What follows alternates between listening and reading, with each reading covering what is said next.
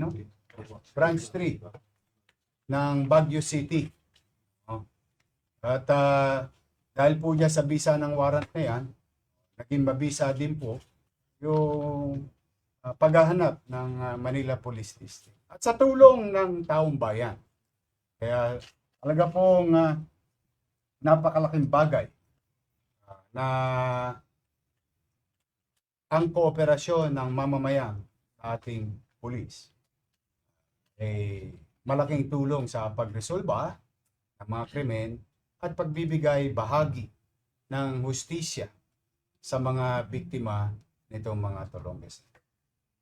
Ulitin ko po, ang nasa inyong harapan ay si Albert Magdaraog, kasama ni B-Boy na suspect. Bagay, inamin yun. Tama, inamin mo na, di ba? Pinaril mo. Ilang beses? 2 beses po. Isa po tumama po sa akin. Tumama sa kamay mo. Ayan.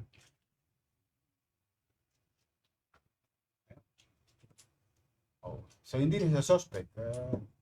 The way I look at it, but there will be a process that it's going to be followed.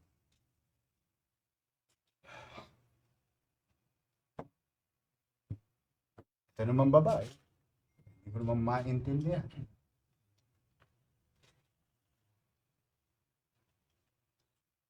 O paano ngayon yan?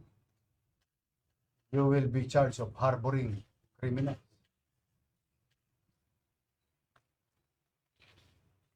Kilala mo ba si George? Ha? Nakita lang po namin na may suot po siya ng alahas. Yun talaga ang lakad nyo. Opo, yun. Sinong pinuno ninyo? Si B-Boy po talaga yun. Sabi ni Bibo, ikaw daw Hindi eh. po. Sabi ni Bibo, ikaw daw ang mastermind. Lakad ko po talaga, set po talaga lakad. Oh. Tapos nagtago po ako nung nagkaroon po ako ng warrant sa Baguio. Hmm. Ayun po, habang nagtatago po ako, malakad na po sila dito eh. Hmm. Sila rin po yung nag-trending dito eh, dati po. Saan? Magdapang po sa Dundo. Nung panahon yun? Po na nagtatago po ako. Anong panahon yun? 2022 ata yun. 2022. Sila rin yung lumakad. No? Opo. Oo. Bakit kailangan mo barilin? Bakit dinalawahan mo? Kita ko po kasi may bumubunot po. Bumubunot? Opo. Hindi naman nakabunot si George eh. Hawakan niya po yung baril niya yun. May maliit yung baril po maliit. Sino nagutos sa'yo na putukan mo ulit? Ito. Kasi po yung pangalawa po tumama na po sa akin. Sinira niyo yung buhay ng pamilya.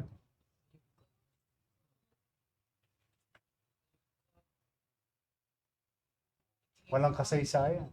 Tagal-tagal na naglingkod nun sa Maynila. Buong buhay nun.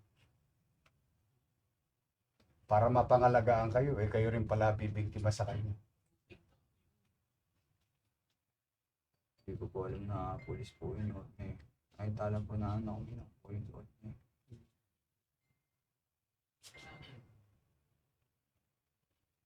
Bakit kayo dumiskarte sa Maynila? Madami daw po kasi dito yun. Madaming may alahas.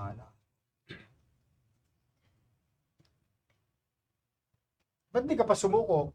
Sumuko na si Biboy. Takot po ako yun.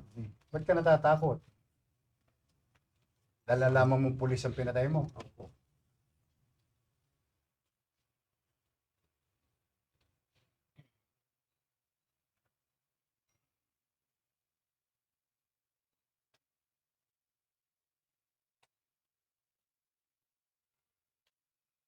Anyway,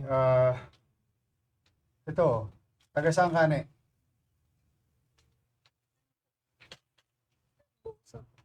Herbosa. Sa Tondo ka rin. Ando na nanay mo? Dito ko lang po sila.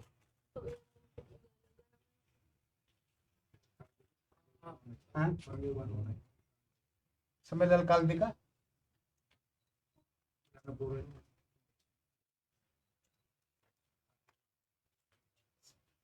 Kaputok yan, sumama na siya rito. Kasi naman yung bata. Iniwan mo yung anak mo, sumama ka dito.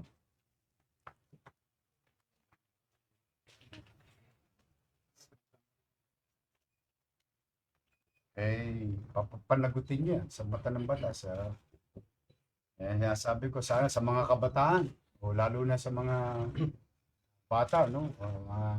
Alam nyo, ganda yung kayo'y nai-inlove. Kayo'y kakaroon ng partner sa buhay. Pero kung sa tingin nyo naman, tulad nito, gawin mo, may anak. Tapos iiwanan mo yung anak mo, pipiliin mo, criminal na boyfriend.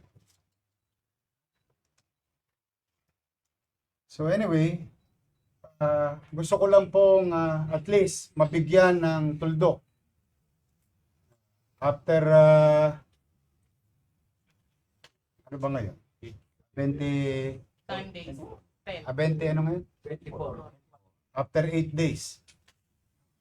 As we have promised, the people of Manila, kami po ay bilang gobyerno at organisasyong pulis.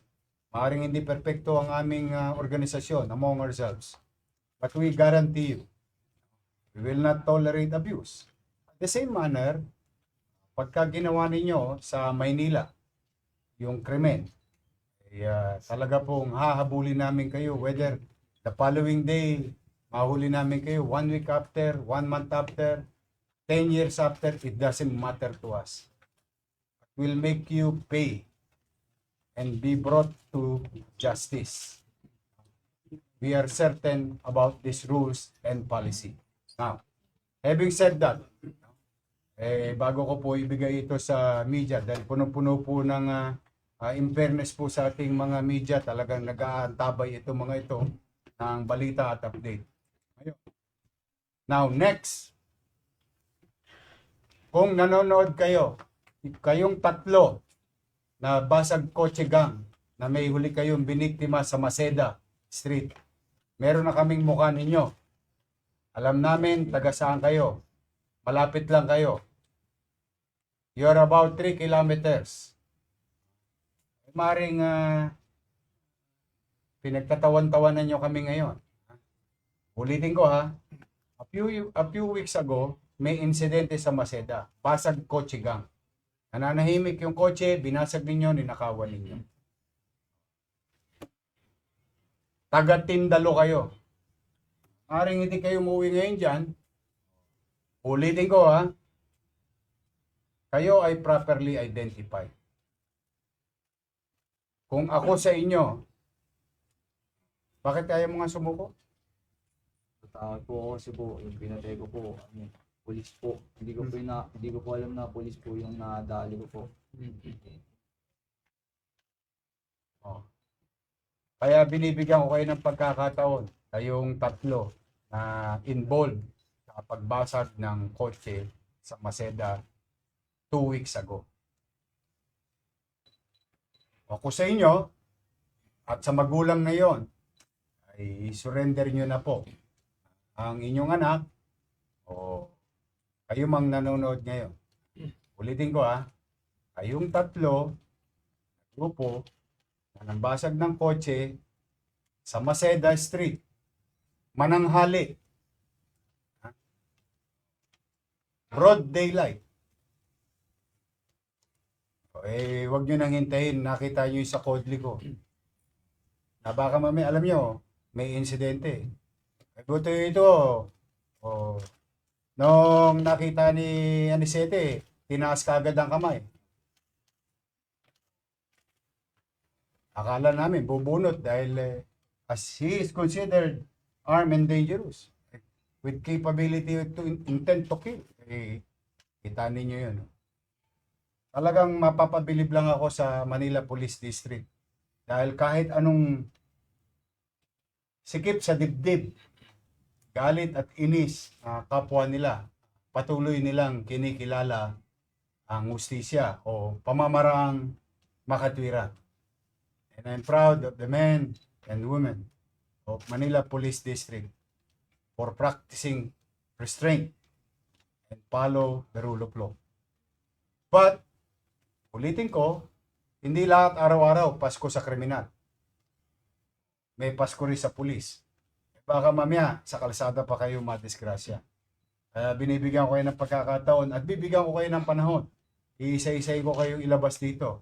Pero for the meantime, we are focused with this incident and you're next.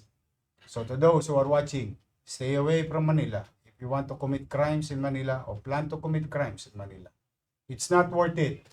Ano, sulit ba? Sulit bang ginawa ninyo? Sulit hindi.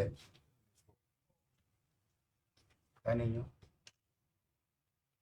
Kaya, kung gusto nyo, magbagong buhay na kayo, mukha namang hindi kayo makikinig sa akin magbagong buhay. Pero kayo dito sa Maynila.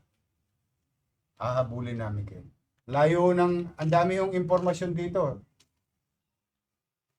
Nabol sa Cabanatuan, nabol sa Arayat, sa Bulacan, sa San Mateo, sa Marikina, punta pa ng Maynila. Tapos Laguna. Ang dami nagbibigay ng impormasyon ng mamamayan. Talagang inano ng mamamayan. Pag nakakakita ng postura niya, ng itsura niya. But all things are being considered valid. Natsempuan naman. Natsempuan. So, to the family of George Capistrano, I hope your city government that pinaglingkuran, George, nakapagbigay ng hustisya sa inyo ngayong araw nito. Congratulations sa inyong lahat. Thank you very much to the men and women. To General Abad, keep it up. Congratulations to our District Director, General Abad. May pagmamalaki mo talaga ang iyong mga pulis, Maynila. So for now, ito po ang inyong lingkod. Hanggang dito na muna. Ito po ay medical. Medical na ba ito? Medical na. I-inquest na rin. Sige. For the meantime, we're happy to be of service to the people. Again, pumanatag po kayo in our own little way. As your mayor, hanggat ako po ang alkalde ng lungsod ng Maynila, ay pipilitin ko po sa abot ng aking makakaya 10 ng aking mga kasamahan na naglilingkod sa bayan na ang ating lungsod, baling luma, maging maaliwalas, at panatag ang pamumuhay. Mag-iingat po kayo, at kung meron po mga complainant na sa tingin ninyo ay biktima rin ito, ay maaari po kayo makipagtulungan sa Manila Police District. Magandang araw at pagpalain nawa kayo ng Pong May Kapal. Manila, God bless.